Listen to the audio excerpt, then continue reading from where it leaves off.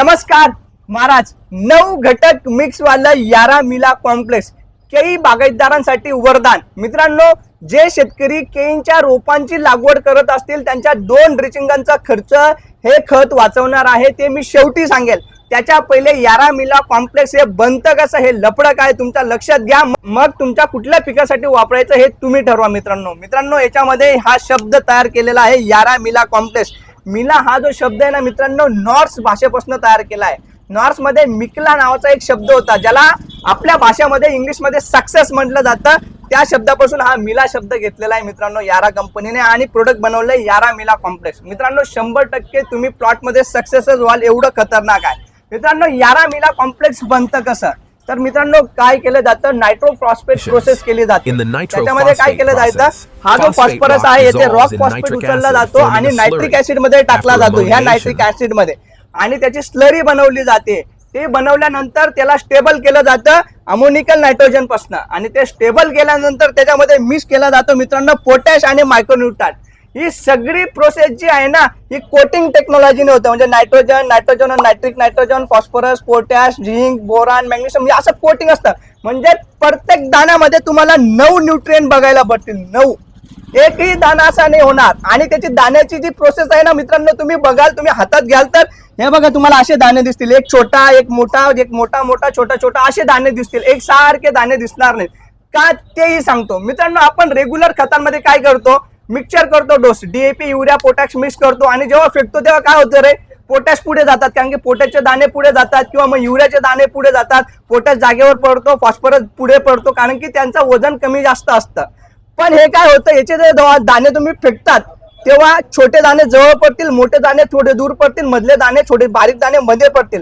परत तुम्ही तिथे जाल तर परत तुम्ही तिथे फेकाल, परत छोटे दाणे तिथे पडतील, परत मोठे दाणे तिथे पडतील, परत छोटे दाणे जवळ पडतील। याचा फायदा काय होतो, तुम्हाला बऱ्याच शेतकऱ्यांना नाही 70 ते 80% शेतकऱ्यांना प्रॉब्लेम येतो, साहेब माझं जे पीक आहे ते खालीवर होतो। अरे यार खालीवर होईलच ना, का खालीवर होईल, मित्रांनो तुम्ही काय करतात, जेव्हा फेकतात ना एका झाडाला नायट्रोजन जास्त जातो, एका झाडाला पोटॅश जास्त जातो, एका झाडाला फॉस्फरस जास्त जातो, त्याच्यामुळे ते अनबॅलन्स होतं। आणि ज्याला नायट्रोजन जास्त जाते त्याची पानांची वाढ होऊन जाईल, ज्याला फॉस्फरस जास्त जाते त्याची बुंद्याची वाढ होऊन जाईल। पण हे तसं होणार नाही मित्रांनो, तुमचे बारीक दाणे इथे पण ते यारा मिला कॉम्प्लेक्सचे पुढे जाडे दाणे पडतील, पण सगळ्यांमध्ये न्यूट्रिशन सेम आहे, तर बॅलन्स वाढ होईल सगळ्यांची।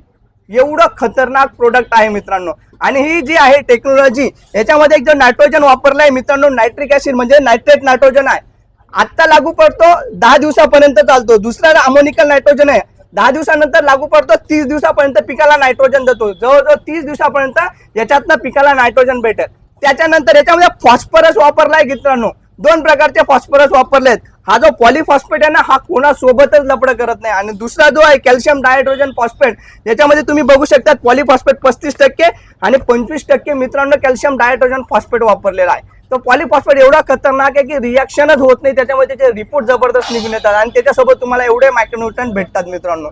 आता मी जे सांगितलं होतं की तुमच्या 2 ड्रिचिंगांचा खर्च वाचवणार आहे हे, तर काय करायचंय, जेव्हा तुम्ही रोपाची लागवड करतात तेव्हा मार्किंग करतो आपण अशी, रोपाची लागवड करताना तेव्हा सिंगल सुपर फॉस्फेटने मार्किंग न करता याच्याने मार्किंग करायची।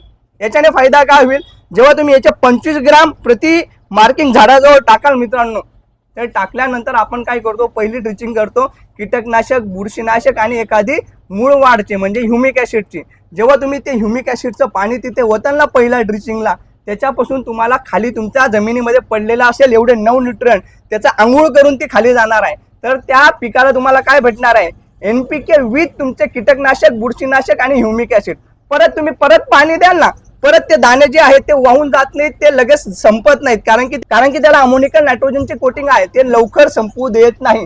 तर दुसऱ्या वेळेस पाणी द्याल तर परत त्याला नट्ट स्फुरत पालच भेटेल, तर तुमची वाढ जी आहे ना सुरुवातीची ती एकदम एक समांतर होईल। काय एक समांतर होईल, याच्यामध्ये नायट्रोजन फॉस्फरस आणि पोटॅश बॅलन्स दिलाय मित्रांनो, तुम्ही बघू शकता 12 11 18 आणि परत हे 8% सल्फर 2% मॅग्नेशियम, अशी सगळी बनवून ही ग्रेड बनवली आहे। म्हणून तुम्हाला पहिले सांगितलं होतं की जे केळी बागायतदार आहेत, जे रोप लागवड करणार आहेत, त्यांनी मार्किंग साठी याचा वापर करा, तुम्हाला खतरनाक रिपोर्ट। जिथे तुम्ही सिंगल सुपर फॉस्फेटचा वापर करतात ना किंवा चुन्याचा वापर करतात तिथे याचा वापर करा, तुमचे 2 फायदे होतील मित्रांनो। आणि जे इतर शेतकरी आहेत त्यांनी तुमच्या डोस मध्ये याला ठेवा, तेव्हा तुम्हाला समजेल की याचे रिपोर्ट कसे येतात। आजसाठी एवढंच, जय हिंद जय महाराष्ट्र।